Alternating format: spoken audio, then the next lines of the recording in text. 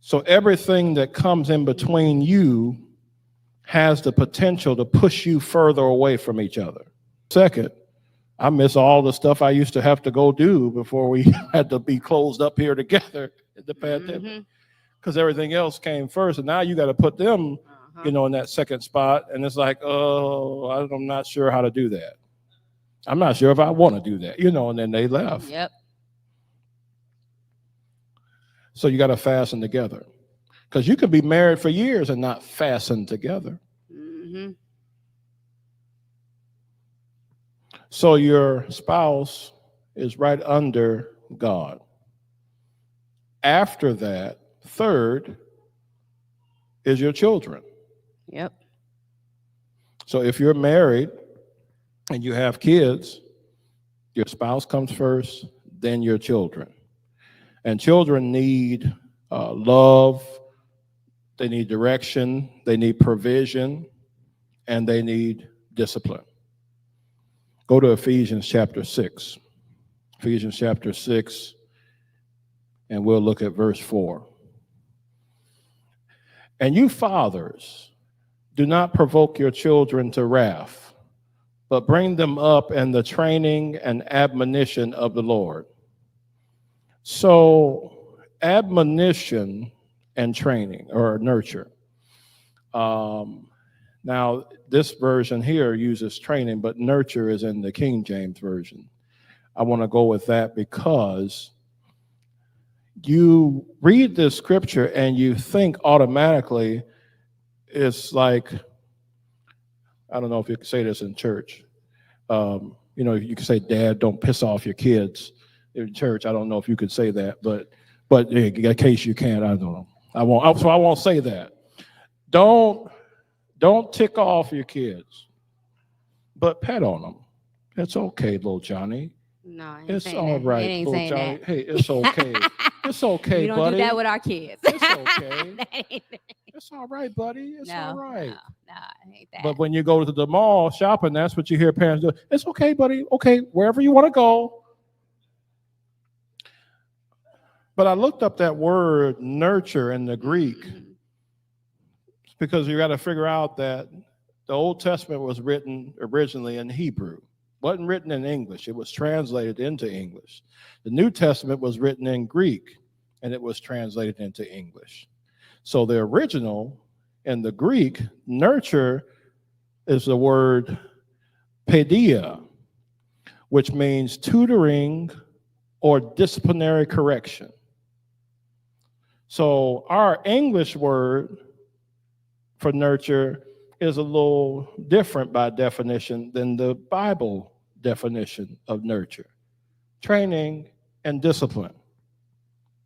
And I saw that. That blew my mind. I'm like, babe, look at this. This is what this means. And then admonition of the Lord. Admonition is nouthesia, which means to call attention to or rebuke. So I'm training, I'm disciplining, I'm rebuking. But the key is of the Lord. So in other words, my discipline has to be according to the word. We're going to hang you upside down for 10 minutes and then we'll see what you say. No, that's not, that's that medieval torture stuff. That's not the word. My discipline has to be according to the word. So then after your children, of course, and your priorities, your family, your church, your friends, and you can kind of line them up after that. But you got the top three if you're married: God, your spouse, and then your children. But sometimes the lines can get muddled as to what order things goes in. It can get muddled. Well, we got to understand, like, the Bible is built around holiness. Right. Of how things should be. Mm-hmm. But since you and I, we mess up sometimes and we sin, we get stuff out of order. So a lot of the stuff we're about to talk about is just really from our own life. Stuff that we learn. Mm-hmm. So if we can help y'all out, Awesome. Oh yeah. So, like I said, sometimes we come short. Mm-hmm. You know, sometimes the kids come before the marriage. Mm-hmm. So what do you do? Yeah. Like in our case, like I had a son before I even met him. Mm-hmm. So I had him, and I was the single mom. I was mom and dad. Yeah. So I had that, until we got married. Mm-hmm. So the order was, God first, and then him. Okay, and my son For 5 years. That was 5.5 years. Mm-hmm. That was it. Yeah. And even when we was dating, I didn't put him up in that second spot. No. See, sometimes we think we got a boyfriend, girlfriend, and we got kids, and we want to put him at second spot. That second spot is privilege. You're not gonna make me lose my man. Yeah. I mean, no, but that's how some people are. Some do that. But they put them in a privileged place, and they shouldn't be there. That's only for husband, wife. Out of place if you're trying to and it's very out of order. Mm-hmm. And then sometimes people do that, or they living together, and this is not throwing no shade at nobody. Right. I'm just saying, like, we try to make our own order. Mm-hmm. But even though we try to make our own order, it never negates God's perfect order. Right. Mm-hmm. So, and He has a perfect order for us. So when you try to put someone else in that second spot, and you got kids and you're not married, it's out of order. Mm-hmm. I remember times where I wanted to take you out somewhere. I call you, hey, let's go out to such. Nope, I promised my son I would do this, and that with him. We had to go out another time because I wasn't in that spot. And I didn't get offended. I said, okay, well, you do what you have to do, things like that. Now, the wrong man is going to get offended. Don't you love me? That type of, I wouldn't do it all that. Yeah. I wasn't doing all that. But at the same time, there were times where she would call me and say, want to talk. And I said, well, listen, I got to call you back. I'm studying my word. I'm spending time with God. And that just changed her whole perspective. She's like, that was just, I was like, what? I was like quiet. He was like, is there something wrong? I was like, no, I just never had anybody ever tell me that. And I was like, no, that's a good thing. That's a good thing. Well, he was first. So. And I mean, but that just spoke volumes to me. Yeah. It did. That he put his relationship with God first and wasn't afraid to tell me that. Mm-hmm. Well, and it spoke volumes to me, too, what you did with our oldest son, Andrew. Mm-hmm. You say, hey, nope, I got to do this and that with Andrew. And I'm like, okay, that's fine. It was impressive because there was a lot of mothers that I saw that, you got the new Jordans and everything, and baby running around with the pamper, and I'm like, okay, come on now, get it together. Even during that time, like I went to school full time. I worked like 3 part-time jobs, and so sometimes I needed that one-on-one time with my son. I was like, no, I need that one-on-one with him because I had to make him know that he's special. I loved him. He's always loved, and so that part kind of went pretty well. Right. It's when we got married was a problem. Big problem. It became a huge problem because here it was. Before, God and my son Andrew. Now I'm married. It should be my son, my husband. God. That's how my son. That's what was a problem. Should be God, my husband, then Andrew. Yeah. That was hard. Oh yeah. And we didn't have anybody really telling us this order. Mm-hmm. And we didn't understand. I know I didn't understand covenant. Right. Where I needed to understand it because I was so used to being both parents. Mm-hmm. And when you're used to being both parents, like for 5.5 years, he asked me a question. I said yes or no. People ask me, can he do something? I say yes or no. Now I got to share that. Mm-hmm. And she wasn't a good sharer. I wasn't a good sharer. I wasn't because like he would get after Andrew and I knew it was okay, but I was like, who that yelling at my boy? Like, Because Yeah. I was so used to that. I was so protective, really extra protective of him. Because Yeah. I'm like, I'm who he has as a parent. And so I was like, And there's sometimes I was like, when I got tired of disciplining them, I was like, babe, can you just go get him? Yeah. And he goes, I can. He said, but I can't be in and out, Yeah. being a disciplinary in and out. This ain't hopscotch. We're Yeah. not, and Mhm. the thing with me, what my part that I messed up with was because I wasn't getting that leeway in the lane that I was supposed to be in. I had to come in like a wrecking ball. No, we gonna do. Hey, no, you gonna do exactly. And I had to kind of get a little more. But that wasn't right either. I was getting into the provoking because I had to be extra tough to show her, no, this is what we're gonna do, and that type of thing. But it was all out of order. But I think when you told me that you can't be like this hopscotch in and out, and I was like, oh man, and Mhm. I was like, something just resonated. I'm like, oh, I Yeah. get that. I get that. Yeah, I told her you have to let me do my job have to let me because be you the can't father. help him be a man. You can tell Yeah. him things Yeah. about being a man. You can give him that. I said you can't help him be a man. Only I can do that. I know where he's been, and that's why I could see through a lot of the little tricks and them. Like, okay, he playing y'all, those type of thing. Because I was a little boy too, and so she had to get that understanding that there was a piece that he needed from me that she could not give. Yeah. And part of that had to be me relinquishing authority. Yeah. I had to release authority to him, Mm-hmm. and I had to do it in my son's eyes. Yeah. And so I knew I had to be the one to teach him, because Mm-hmm. for 5.5 years he's only known me. So like sometimes he would tell him something, and he was like, "Daddy says do such and such," and I'm like, "Well, go ahead and do it." Mm-hmm. I'm like, "If Daddy said, just like Mommy's saying it," Yeah. and I had to really retrain him because now things have changed. Yeah. 'Cause I was like, I don't need no overseer. No.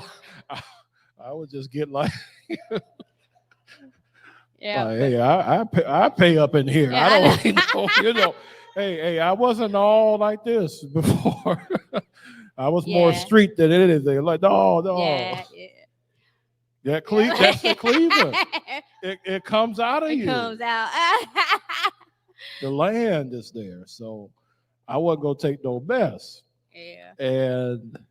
But we had to line back up under the word. Word of God. Yeah, and it took a minute. Mm-hmm. It wasn't overnight. Like sometimes when he was getting after him, and I knew he was right to get after him, I would have to leave out the room Mm-hmm. because I had to adjust too. Yeah. I had to adjust him being in his life Mm-hmm. and letting him be dad because he acted better. He always acted better when he was in his life. Even when we were dating, and you could see different stuff different. Can I tell them about going to KB? So we were dating at this when time. we started dating, and there was a time period where she brought him into our outings and things.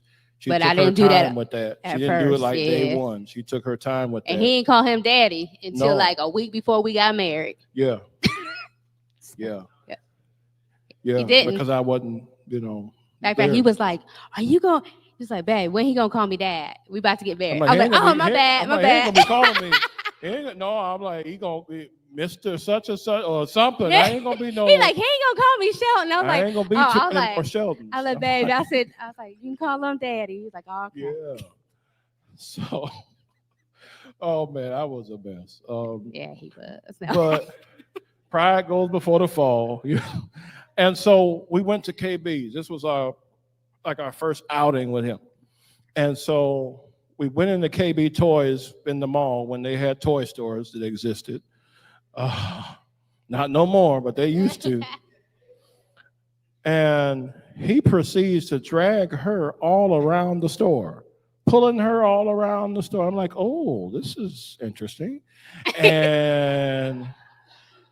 And so I'm like, okay, no. And that boy ain't gonna be pulling me around, so I know that. And so when we went out again, I said, let me hold his hand. And he tried to do the same thing, and he got pulled back because I wasn't moving.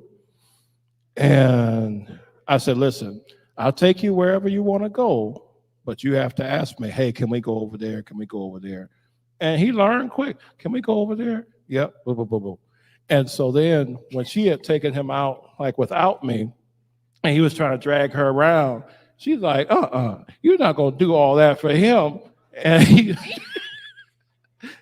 and not do that for me. No, I was like, I'm the one taking care of you. You better show enough not do that with me. I was like, but I was setting boundaries. Like, no, bro. No, little brother. We're not doing that. But he needed that. He did need that. And I think too, like even when we got married and everything, one good thing, like he adopted him. Oh yeah. He was like, gave him his last name. It was a long process. It was a long process. I mean, they were deep. They I came, did house visits, they did everything. He had to go physical. The scariest part was the fingerprint, because I had never been into a police station. And I had to go down there and get it. And the man said, you're all right. You're all right. You don't have warrants, do you? I'm like, no, I don't. No, I don't. I'm good. I was a little nervous. But we went through that whole process because I said it's important for him to have an identity through his father. And so I gave him my name. But the order had to come back. It did. And I think, too, that you just didn't adopt him, and that was just it. You know, you've always been a father to him, and just really spoken to life. I mean, you know, I remember this time he went to a school, and the teacher did something, and you went up there, and you talked to the teacher. He was like, Daddy, I don't know what you said. And he real nice to me now. That's that Cleveland. Cleveland. You got to let him know. But I think he started to see, too, the benefit. I think because, I mean, if you're thinking about it, like when before he came into life and he was second, the relationship, and now we married, and now he's moved to third, he had to see the benefit of that. Yeah. Because sometimes when that happens, they see this is worse than it was before. Yeah. But when he started to see the benefit of this new position he was in, oh yeah, okay, all right, this is better. This is better. I got a daddy in the house, and he started to be like, oh, okay, got this. I got this. So there's a benefit to there is a benefit. The order that God has. Yeah, it's there's a benefit to it. It was, because even now he's grown, and some of the stuff what he says, I'm like, oh my gosh, you just like your daddy. Oh my gosh. Yeah. Like, boy. I remember when we were dating, we went to, I think it was hometown buffet or something after church, because we would go to church on Sundays. And this man walked up to us and said, what did he say? He said something about what sports you played, remember? Yeah, he was asking, what sports are you going to play? Are you going to play sports like Dad? What sports did Dad play? And I didn't sit there and say, well, you know, this actually her son, and then I'm done. I wasn't explaining nothing to this man. I said, well, I played football, basketball, and track. That's what I did. And I just said it boldly and things, and she noticed that. She noticed that I wasn't ashamed, and you know, because some guy was like, "Well, actually, no, this is her. I'm not the real." I'm like, "No, what do I look like doing that?" No. You have to own your space. You can't be afraid to own that space. And I think too, one thing people have to really talk about, like especially at a situation like we have, discipline of your children, especially if you have more than one parent involved. Yeah. You need to talk about discipline. Who's disciplining? Yeah. How's that work? And especially how? those are okay, these are my stepchildren. Okay, that's great. Who's disciplining? Yeah. What's that discipline look like? You know, what leeway do you got? Because that'll mess up your marriage in a quick minute. Yeah. Who has authority? Who has authority? I ain't talking to you. You ain't my real mama, or you ain't my real daddy, Yeah. And kids will try something because they're kids. Yeah, they will. So you really have to work that out. Who's disciplining? And what's that look like? Yeah, and then you have to be in agreement. Front. Yeah, because a lot of stuff, when we first started out, we wasn't a united front. No. And there was problems with that. But like when we had even more kids, after a while, we started going behind closed doors to talk. If we didn't agree, let's go behind closed doors. Let's talk about it. Yeah. And then you go on back out and then talk. Okay, this is what we're doing. This is what we're gonna do. And our kids know that too. Like, Mom, can I go such? Me and your daddy would talk. Yeah. Because a lot of times I would just because I want to bulldoze and get my spot in, I would set something in motion that she would have to reap the repercussions of because of the punishment I set forth. You can't watch TV for a week. And now she got stuff to do and she's like, you can't watch no TV. Oh, God. Thanks a lot, buddy. So those type of things, we had to sit down and say, what do you think about this? What do you think about that? So now that you respect my role, we can now work together to know that, hey, we have the best interest of the big picture at heart. We're not trying to undercut one another. We have to utilize one another's strengths and know one another's weaknesses. She might have to say, baby, you need to go cool down before you even do anything. Like, okay, I'm going to go cool down because I'm about to just, And don't discipline your children when you're angry. Never do that. That don't go well. That's how you get whelps and stuff. Well, then too, you make really rash decisions that have lasting repercussions. Yeah. So you need to, I know sometimes kids up like, just just go into your room for a minute. Go into your room. I need to pray about this for a minute. I gotta get me together. I'm like, go. Yeah, because when she gets like that, I'm like, okay, all right. Yes. Get out of my sight. No. Like, yes. No. Yes. Tell them, baby. I ain't all like that. Y'all better go ahead. I can't control it. Go ahead. But you got to take that time to cool down. You do. Because then next thing you know, you because that could have been that whatever your kid did, it could have been like the 10th thing that was on your plate from someone else doing something, and that was just it. Yeah. And you on 10 now, and they're getting the repercussions of everything else everybody else did, and you need to slow down, chill out, and move on. And when you calm. But I just want to let y'all know it's you got to make a decision, a choice. There's a benefit to this. To working in God's honor, not honor, but His order. Honor too, but His order. You got to make a decision, and knowing it's going to be a process that you're going to mess up at times, but you got to get back on track. And that roadmap, you have to find that roadmap to get from where you are to where the order of God is. And that might look different for some of you as far as getting there. Yep. But your ultimate goal should be to get there, because that's where the peace is. That's where the peace is. 1 and 2, I think once, you get stuff in order, your outer family, they'll start seeing that order. And they'll want what you have. Your kids are so well behaved. Wow. How did you get them to do that? Order. That order. That's part of it. That's part of it. But we had to get things back in line with the word, because if we didn't, we were bound to fail. Any house that's built on sand, what's going to do? Great is going to be the fall of it.